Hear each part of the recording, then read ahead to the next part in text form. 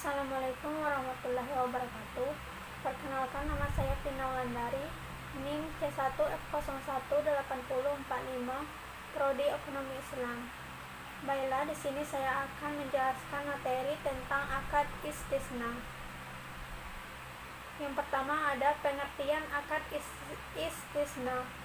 Akad istisna adalah akad jual beli dalam bentuk pemesanan pembuatan barang tertentu dengan kriteria dan persyaratan tertentu yang disepakati antara pemesan, pembeli atau mustasni, dan penjual, pembuat atau syani.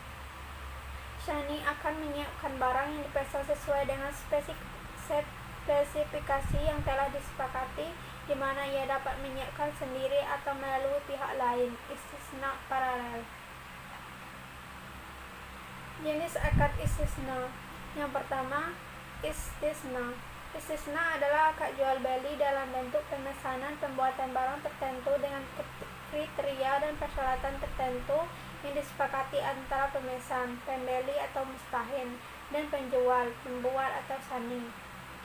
Yang kedua ada istisna paralel.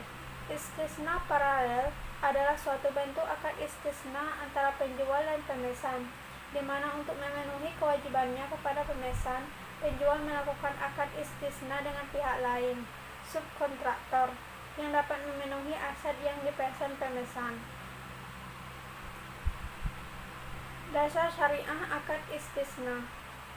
Sumber hukum akad istisna menurut Amir bin Auf berkata, perdamaian dapat dilakukan di antara kaum muslimin kecuali perdamaian yang mengharamkan yang halal dan menghalalkan yang haram, dan kaum muslimin terikat dengan syarat mereka kecuali syarat yang mengharamkan yang halal dan mengharamkan yang halal.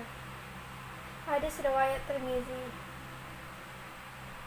Perlakuan akuntansi PSAK nomor 106. Akuntansi untuk penjual. 1. Biaya perolehan. 2.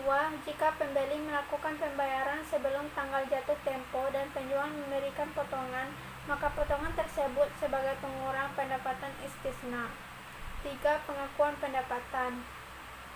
4. Untuk metode persentase penyelesaian, pengakuan pendapatan dilakukan sejumlah bagian nilai akad yang sebanding dengan pekerjaan yang telah diselesaikan tersebut, diakui sebagai pendapatan istisna pada periode yang bersangkutan. 5. Bagian margin keuntungan istisna yang diakui selama periode pelaporan ditambahkan kepada aset istisna dalam penyelesaian. 6. Untuk metode persentase penyelesaian, pada akhir periode harga pokok istisna diakui sebesar biaya istisna yang telah dikeluarkan sampai periode tersebut. 7. Untuk metode akad selesai tidak ada pengakuan pendapatan, harga pokok dan keuntungan sampai dengan pekerjaan yang telah dilakukan. 8. Jika besar kemungkinan terjadi bahwa total biaya perolehan istisna akan melebihi pendapatan istisna, maka taksiran kerugian harus segera diakui. 9. Penagihan dan 10 penerimaan. Akuntansi untuk pembeli. 1. Pembeli mengakui aset istisna dalam penyelesaian sebesar jumlah termin yang ditagih oleh penjual dan sekaligus mengakui utang istisna kepada penjual. 2. Aset istisna yang diperoleh melalui transaksi istisna dengan pembayaran tangguh lebih dari 1 tahun diakui sebesar biaya perolehan tunai. 3. Beban istisna tanggungan diamortisasi secara proporsional sesuai dengan porsi pelunasan utang istisna.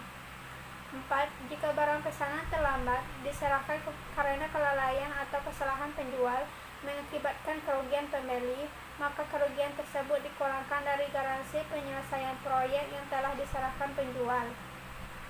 5. Jika pembeli menolak menerima barang pesanan karena tidak sesuai dengan spesifikasi dan tidak memperoleh kembali seluruh jumlah uang yang telah dibayarkan kepada penjual, maka jumlah yang belum diperoleh kembali diakui sebagai piutang jatuh tempo kepada penjual dan jika diperlukan dibentuk penyisihan kerugian. 6. Jika pembeli menerima barang pesanannya tidak sesuai dengan spesifikasi, maka barang pesanan tersebut diukur dengan nilai yang lebih rendah antara nilai wajar dan biaya perolehan. 7. Penyajian. 8. Pengungkapan. Ilustrasi kasus dalam akad istisna. Kasus metode persentase penyelesaian pembayaran secara tunai. Transaksi dalam ribuan rupiah, penjual dan pembeli.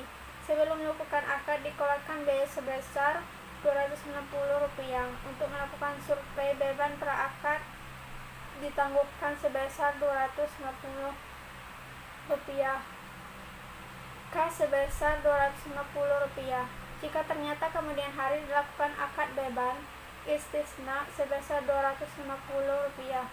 Beban pra-akad ditangguhkan sebesar Rp250. Dilakukan akad dengan informasi sebagai berikut. Biaya perolehan atau produksi sebesar Rp1.000. Margin keuntungan sebesar Rp200.